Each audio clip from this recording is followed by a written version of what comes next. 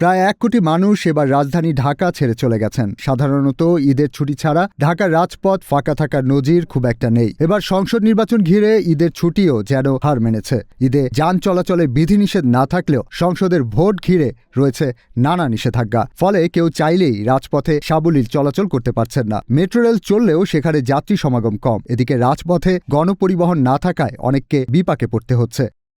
দূরপাল্লার কিছু পরিবহন চললেও সিটি সার্ভিসের কোনো বাস চলতে দেখা যায়নি। এমনকি সিএনজি চালিত অটোরিকশাও চলেছে খুব কম। শেয়ার রাইডগুলো বন্ধ। ফলে যারা শহরের মধ্যে এক স্থান থেকে অন্য স্থানে যাওয়ার জন্য ঘর থেকে বেরিয়েছেন তাদের ভোগান্তিতে পড়তে হয়েছে। এই সুযোগে সিএনজি ও ব্যাটারি চালিত অটোরিকশা চালকরা বাড়তি ভাড়া আদায় করছেন। রাজধানীর কোথাও যানজট দেখা যায়নি, তাই ট্রাফিক পুলিশদের ব্যস্ততাও নেই বললেই চলে।